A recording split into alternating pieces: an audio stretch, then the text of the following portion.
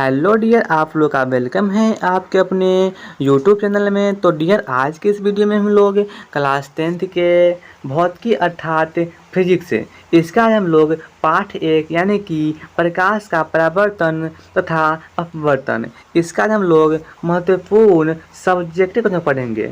यानी कि इसमें जो इम्पोर्टेंट प्रश्न हैं उसको आज हम लोग पढ़ेंगे। तो अगर आप लोग इस वीडियो को लाइक नहीं किए हैं तो एक लाइक कर दीजिए। तो फ्रेंड्स, इस वीडियो को शुरू करते हैं। तो आज का पहला क्वेश्चन है क्वेश्चन नंबर 1, अवतलदर्पण के उपयोग को लिखें। यानी कि अवतलदर्पण का क्या उपयोग है इस दुनिया में। तो इस वीडियो को शुरू करते हैं। तो इसका आंसर होगा कि अवतलदर्पण के निम्न उपयोग है। यानी कि अवतलदर्पण के निम्न उपयोग है जो इस प्रकार दिया हुआ है। तो इसका पहला है कि बड़े आकार के अवतल दर्पण का प्रयोग और ऊर्जा के लिए किया जाता है। यानी कि अवतल दर्पण का प्रयोग किसी भी ऊर्जा को संग्रहित अर्थात जमा करने के लिए किया जाता है। और इसका दूसरा है कि इनका प्रयोग वाहन की हेडलाइट अर्थात जो गाड़ी होता है उसके हेडलाइट में, लैंप में अर्थात लालटेन में, सर्च लाइट में, टॉर्च में आदि में इसका प्रयोग किया जाता है। यानी कि इसका प्रयोग वाहन के हेडलाइट में, लैंप में, सर्च लाइट, टॉर्च में किया जाता है। और दूसरा है शेविंग दर्पण, यानी कि जहाँ पे हजामत होता है, यानी कि जहाँ पे आप अपना बाल कटवाते हैं वहाँ पर भी इसका प्रयोग किया जाता है। और चौथा है दंत चिकित्सक तथा विशेष रोगी परीक्षण के लिए किया जाता है। यानी कि और जो दांत में देखता है, जो दांत को और नाक को साफ करता है, उसको स्वास्थ्य करता है, उसके लिए भी, उसको अंदर देखने के लिए भी इसका अवतल का प्रयोग किया जाता है। यानी कि इसी दर्पण का प्रयोग किया जाता है। तो फ्रेंड्स, दूसरा क्वेश्चन है तो समझ आ गया। तो इसे देखते हैं। पहला है कि इसको ऊर्जा को एकत्रित अर्थात जमा करने के लिए किया जाता है। दूसरा है कि इसमें headlights, lamp, search light, torch आदि में किया जाता है। और तीसरा है सेविंग दर्पण, यानी कि हजामत के लिए किया जाता है। और चौथा है दंत विशेषज्ञ के लिए किया जाता है। तो अगला क्वेश्चन है 2 नंबर में दिया हुआ है कि प्रकाश का अपवर्तन क्या है। प्रकाश का अपवर्तन क्या है, इसके 2 नियम को लिखें। तो इसका आंसर होगा कि प्रकाश का अपवर्तन के 2 नियम निम्न हैं। तो इसका आंसर होगा कि आपतित किरण, अपवर्तित किरण तथा आपतन बिंदु पर अभिलंब तीनों एक ही तल में होते हैं। यानी कि देखिए, यहाँ पे एक तल है, यहाँ पे आपतित किरण और यहाँ पे परिवर्तित किरण और यहाँ पे क्या है, अभिलंब है। तो देखिए ये तीनों एक ही बिंदु पर है ना। इसी को कहेंगे हम कि यहाँ पे कहा रहा है कि एक ही तल में है।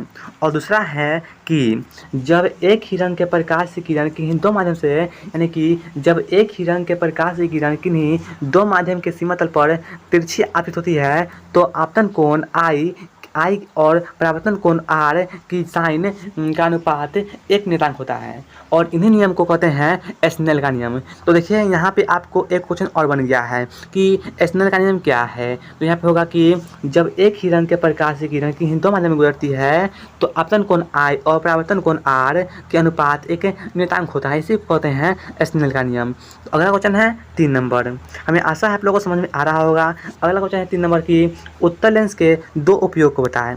उत्तल लेंस के कितने, तो 2 उपयोग होता है। तो पहला होगा कि नेत्र से दूर स्थित, यानी कि आँख से बहुत दूर स्थित वस्तु को देखने के लिए किया जाता है। और दूसरा है छपाई के छोटे छोटे अक्षर को पढ़ने के लिए किया जाता है। देखिए यहाँ पे कहा है कि 2 उपयोग, यानी कि देखिए मान लीजिए यहाँ पे कोई आदमी है और यहाँ पे बहुत दूर पर वस्तु है। इसको देखने के लिए क्या आता है, इसी वस्तु को देखने के लिए किया जाता है इसका प्रयोग, यानी कि उत्तल लेंस का प्रयोग किया जाता है। और दूसरा है कि मान लीजिए कि ये अक्षर है, मान लीजिए बहुत छोटा छोटा, तो इसको पढ़ने के लिए भी किया जाता है किसका प्रयोग, तो उत्तल लेंस का प्रयोग किया जाता है। समझे। अगला क्वेश्चन है 4 नंबर दिया हुआ है कि प्रकाश का परावर्तन किसे कहते हैं और इसके नियम को लिखें। प्रकाश के परावर्तन किसे कहते हैं और इसके नियम को लिखें। तो शुरू करते हैं। तो इसका आंसर होगा जब प्रकाश किसी पॉलिश की हुई या चमकदार सतह पर पड़ता है तो एक निश्चित दिशा में विस्तारित होती है। और किसी पॉलिश हुई सतह से प्रकाश एक निश्चित रूप से दिशा बदलने में जो घटना होता है उसी को कहते हैं प्रकाश का परावर्तन। देखिए हम आपको समझाते हैं। यहाँ पे मान लीजिए यहाँ पे कोई कांच है अर्थात शीशा है, और मान लीजिए यहाँ पे कोई सूरज है। समझ गए, सूर्य यहाँ पे है और यहाँ से जब प्रकाश यहाँ पे आएगा, मान लीजिए यहाँ पे जब प्रकाश यहाँ पे आएगा, कांच पर आ रहा है ना, तो जब प्रकाश आएगा तो प्रकाश आने के बाद पुनः उसी दिशा में यहाँ की इधर लौटेगा। लौटेगा नहीं, लौटेगा।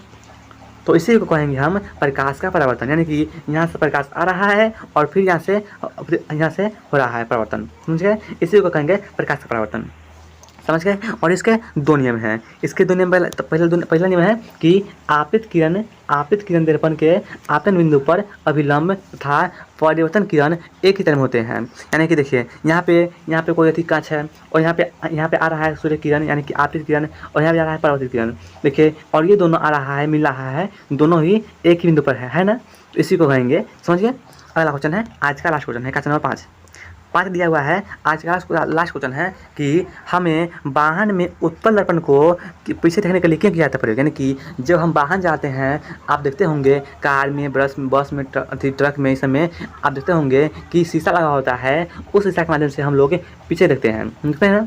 तो इसका प्रयोग क्यों किया जाता है? तो इसका आंसर हुआ कि उत्तल दर्पण का प्रयोग, देखिए यह वह है कि उत्तल दर्पण का प्रयोग पीछे देखने के लिए किया जाता है। यानी कि उत्तल दर्पण का प्रयोग वाहन में पीछे देखने के लिए किया जाता है, क्योंकि ये सदैव सीधा प्रतिबिंब, कैसा प्रतिबिंब? तो सीधा प्रतिबिंब, अर्थात उत्तल दर्पण कैसा प्रतिबिंब आते हैं? तो सीधा प्रतिबिंब, यानी कि वे सदैव सीधा प्रतिबिंब आते हैं और इनका दृष्टि क्षेत्र बहुत अधिक होता है, क्योंकि बाहर की ओर वक्रित होते हैं। यानी कि देखिए हम किसी भी वाहन में उत्तल दर्पण का प्रयोग करते हैं क्योंकि अगर हम लोग उसका प्रयोग नहीं करेंगे तो हमें दुर्घटना भी हो सकती है ना। इसलिए हम करते हैं, और ये सीधा होता है, जिस कारण से मान लीजिए बस यहाँ पे गाड़ी है और यहाँ पे देखता है, इसका आएगा, यहाँ पे देखेगा तो वाहन देख लेता है, इसीलिए अथी यहाँ पे दुर्घटना समझता है।